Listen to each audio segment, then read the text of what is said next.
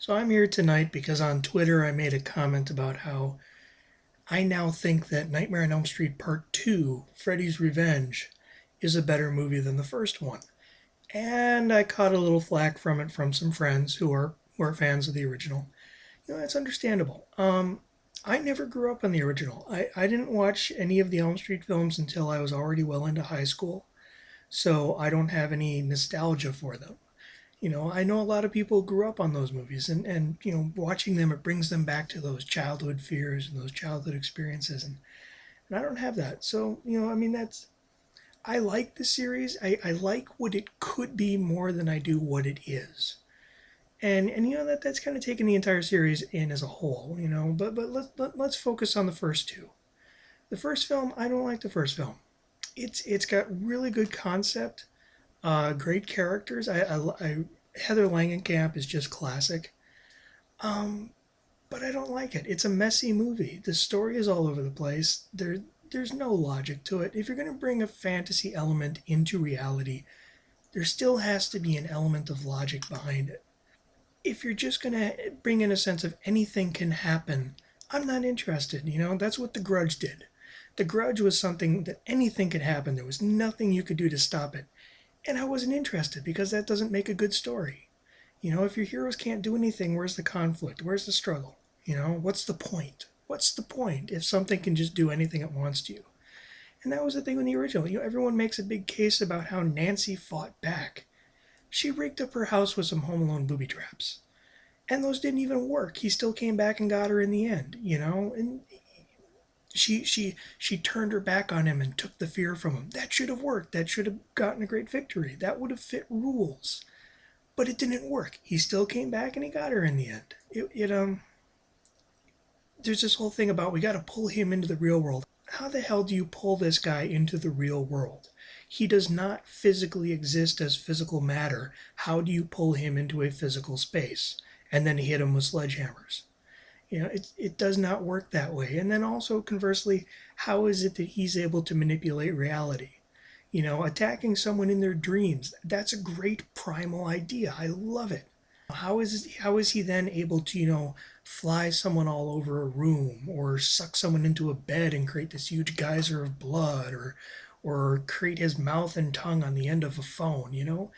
Great imagery, yes, but there's no reason behind it. There's no logic behind it. If you're going to create a separation between the reality and the dream, you have to keep that separation defined. And that film doesn't do that. And I'll be honest, part two doesn't do that either. Freddy is still able to work his magic in the real world. He's able to blow up birds. He's able to boil kids alive at a pool party and cause fires and all this stuff. However, there is something in there that I like a lot better, and that's his way of entering reality. In the original film, he entered reality because somebody grabbed him in a dream and pulled him with them when they woke up. That's bullshit. In this one, he actually uses a human being as a vehicle. He still exists in the subconscious, in the dreamscape, but he takes over the mind and takes over the body. And that works for me. He still has his magic, and that doesn't work for me as much, and some transformation scenes are a little over the top. But for the most part, I'm with it. I support this idea. Also, because you get a great story about it of a person being taken over and a person being turned into a serial killer against their will. I mean, look at Jesse. I mean, he's an awkward person. The entire thing is about his angst and his awkwardness and his search for social identity. And that's good drama, and I think him being taken over by the spirit of a serial killer makes for great drama and great allegory. The great scenes of him, wandering the streets, being picked up by cops late at night and dragged home, where his parents are asking him what drugs he's taken. People that he's angry at are suddenly dying, and he literally has their blood on his hands. There's literally a scene where he's showing them to his girlfriend saying, look, I've got his blood on my hands. I almost wish they had played up the ambiguity more, of maybe making it seem to other people that he is going crazy. Whereas, It seemed like there were other people who were actually willing to buy into this fact that he's being taken over by a serial killer. And why? Because Freddy can manipulate reality and everyone else is noticing all these other weird things that are going on. That I'll grant you. But this film is just, I don't know. Nancy was a compelling character. She was, the kid next door, just the all-American sweetheart who everyone loves. And she stood up to the monster and she fought the monster and she turned her back on the monster, and that's great stuff. Jesse, though, he's more of a tragic hero, because he loses. He does not save the day in the end. He has to be saved by someone else. His girlfriend Lisa, in fact, is the one who steps up, confronts the monster, and saves the day, whereas Jesse has already been swallowed by the monster within. There's just something so haunting about it. Jesse's story is just, it's a very haunting one, a very tragic one, and ultimately victorious. Though, of course, they had to stick in that damn shock ending that, horror movies, you don't need a shock ending at the end of every horror movie, especially if it defies the logic of the rest of the movie. It's just don't do it. I mean, even Carrie is kind of considered the original shock ending, and that was a terrible shock ending. Come on, a hand out of the grave, it's bullshit.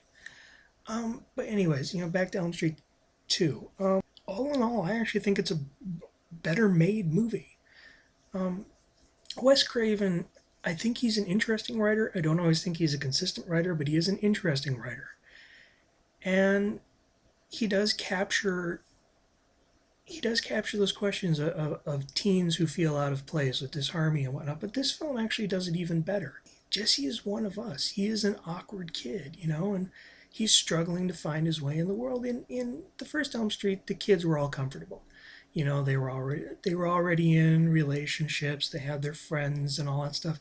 Jesse, he's a new kid brought to a new place where he doesn't fit in, and he kind of gradually forms bonds, but those bonds are constantly challenged by what he's going through. And I don't know, there's something about it that just felt more real, more honest than it did in the originals. In Wes Craven's original, partially because Wes Craven, his dialogue is very inconsistent. Some of the dialogue in the original is terrible. Some of the dialogue in this one is actually really quite good. Especially a lot of his just anger and angst. I mean, the blood on my hand scene stands out. I mean, that's great. It's like Wes Craven, he has great concepts and then he builds a story around those concepts.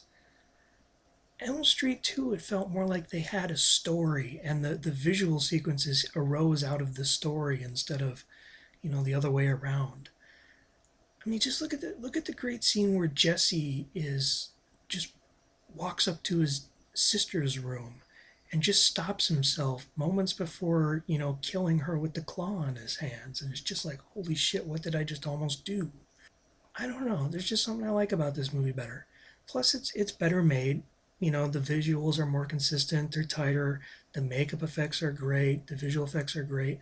But, that's not really fair to hold against Wes because in the original film, they had like almost no money. And it's kind of impressive what they were able to do in the original film with no money, despite the fact that it kind of looks like they were working with no money. Plus, I like this version of Freddy. I never liked the carnival showman Freddy. I mean, even in the original film, Freddy was the creepy carnival guy who would just pop out of a bush and go, wooga, wooga, wooga.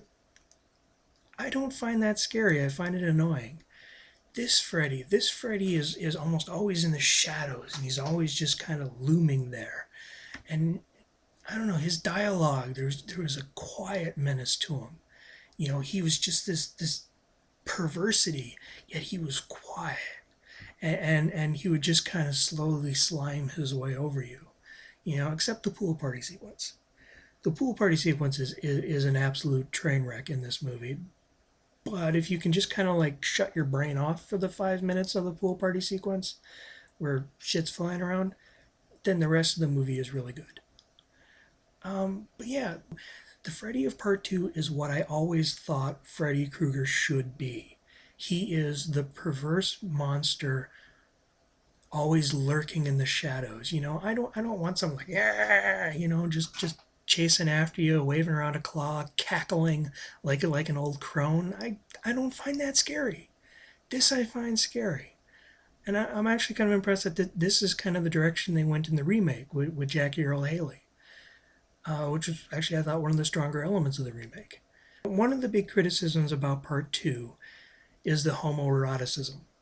And yes, you got the scene in the gay bar. You got the gym coach who's a leather man who gets strung up in the showers and has his ass whipped. You have, I mean, Jesse himself constantly walking around shirtless or in his tighty whities. You have Jesse almost getting sick while he's making out with his girlfriend, and so he runs off to his friend's house to spend the night, and then of course loses control of himself while there. Yes, there is a homoeroticism to it, but once again, that all fits the metaphor of this being about a teen struggling with his identity. He doesn't know who he is at this point in his life, and I like, and it's not just homoeroticism. There's the struggle with his parents who have their expectations of him, and he doesn't know where he fits in those expectations. You also have the whole relationship with him and his girlfriend. He doesn't know what's going on there. It's like they seem to have this chemistry between them, but nothing's happening, so he doesn't know. I think it's a very interesting exploration of teen anxiety. And yes, I think they probably push the homoerotic aspect just a little too much. But you have to admit it's original. It's something that you don't see in many horror movies, especially of this period, to have something that's just so open about that particular struggle for identity. I like it. I think it works. I think it brings a nice flavor to things. I just think this is a good movie. I think it's a well-made movie. I actually think the script is very intelligent, with two exceptions, and those are the pool party and Nancy's diary, which someone just randomly finds, and that's how they learn about Freddy Krueger.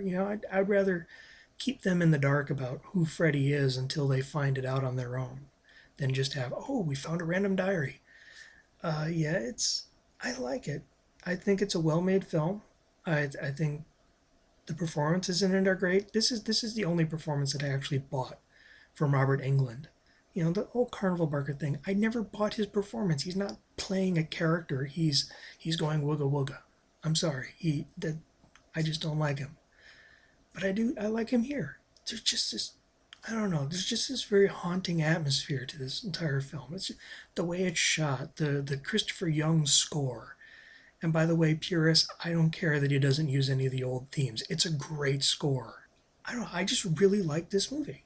I really like this movie, and I'm hoping at some point in this ramble I explain to you effectively why I like this movie. I don't know. I can't promise that. Anyways, I'll leave it at that. So, good night.